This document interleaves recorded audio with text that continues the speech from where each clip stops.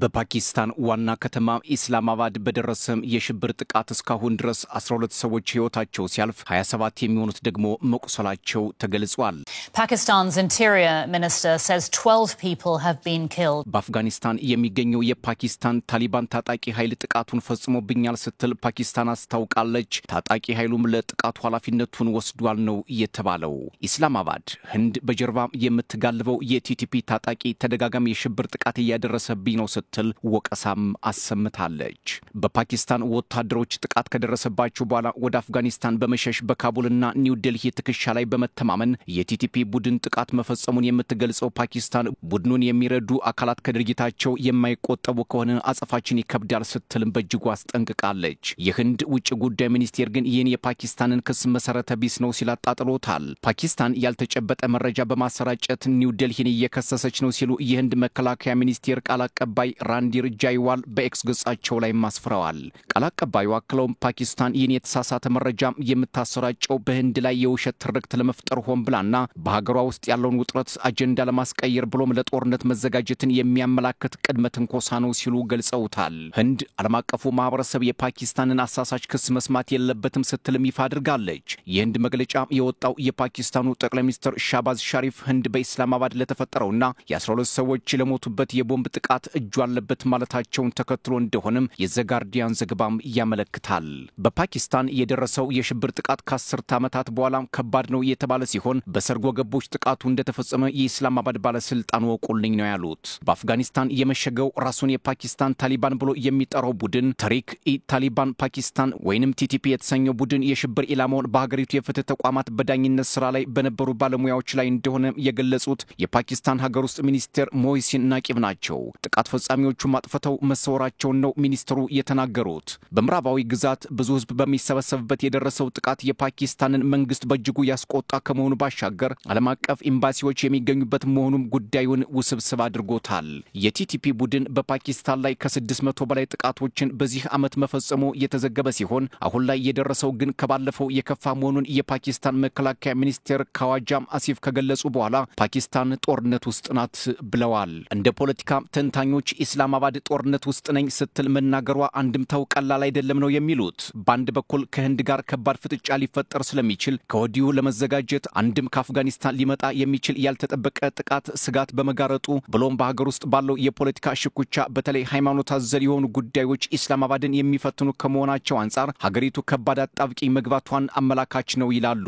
በቅርቡ አፍጋኒስታንና ፓኪስታን በኳታር አሸማጋይነት ወደ ሰላም ይደርሳሉ በሚል በኢስታንቡል ተካሂዶ የነበረው ስብሰባ ያለ ውጤት መጠናቀቁ በአፍጋኒስታንና ፓኪስታን መካከል ስውር ውጥረት እንዳለ አመላካች ነው የሚሉም በርካቶች ናቸው። በሌላ በኩል ደግሞ ባለፉት ወራት ከህንድ ጋር ተፈጥሮ የነበረው ውዝግብ በአሜሪካ አሸማጋይነት ረገብ ያለ ቢመስልም ወጣ ገባም የሆነ ግጭት ግን በአካባቢው ከመታየት አላቋረጠም። ህንድና ፓኪስታን ከፍተኛ የኒውክሌር ባለቤት ሀገራት መሆናቸው በወቅቱ ዓለም ወደ ኒውክሌር ጦርነት ያስገባታል የሚል ስጋት ደቅኖ እንደነበርም የሚዘነጋ አይደለም። የኢስላማባድ ባለስልጣናት በአፍጋኒስታንና ፓኪስታን ድንበር ቦላቺስታን ግዛት ጦርነት ውስጥ መግባታቸውን በይፋ ተናግረዋል። ለፓኪስታን ህዝብ የማንቂያ ደወል ነው ሲሉም ካዋጃም አሲፍ በማህበራዊ ሚዲያቸው ላይ ማስፈራዋል።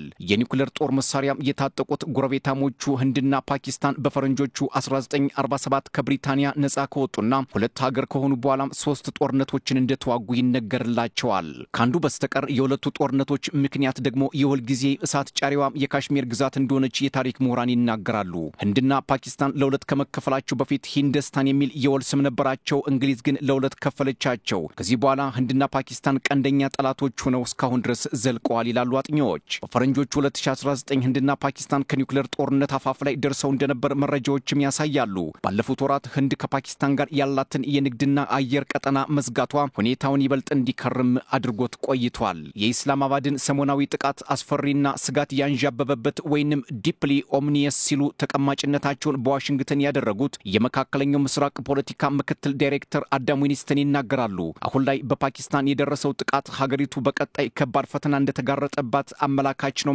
ብለውታል የፖለቲካ ሊቁ። በ2014 በኢስላማባድ የደረሰው ጥቃት የ11 ሰዎችን ህይወት መቅጠፉ የሚታወስ ሲሆን አሁን የደረሰው ከ2014 የከፋ መሆኑን የሚናገሩት ባለስልጣናቱ ፓኪስታን ጦርነት ውስጥ መግባቷን በይፋ እንዲያውጁ አስገድዷቸዋል ነው የተባለው። በፈረንጆቹ 2023 በሰሜን ምስራቅ ፔሻር ከተማ መስጊድ ላይ በተፈጸመ ባጥፍቶ ጠፊ የቦምብ ጥቃት የፖሊስ መኮንኖችን ዲጂታሎጂን ጨምሮ 100 ሰዎች ህይወታቸው ማለፉ ከኢስላማባድ የሚወጡ መረጃዎች ይጠቁማሉ። ለዚህ ደግሞ ህንድ ዋነኛዋ አቀነባባሪ ናት ሲሉ የፓኪስታን ፖለቲከኞች ወቀሳቸውን ያቀርባሉ። ኒው ዴልሂ ግን ይህንን ክስ መሬት መንካት የተሳነው ደካማ ሐሜት ስትል ውድቅ አድርጋው ነበር። ሁለቱ ሀገራት ግን አሁንም ቢሆን ያልበረደ ቂማቸውን ባንድም በሌላ መንገድ ማሳየት መጀመራቸውን የወደፊቱን አስፈሪ ድባብ ለማሳየት በቂ ነው ሲሉ የፖለቲካ ተንታኞች ይናገራሉ። ካሁኑ የቲቲፒ ጥቃት በኋላም የፓኪስታን ኃይሎች ከፍተኛ ውጊያ በማድረጋቸው ጥቃት አድራሾች ወደ ምዕራብ አቅጣጫ ማፈግፈጋቸውን ኢስላማባድ አስታውቃለች።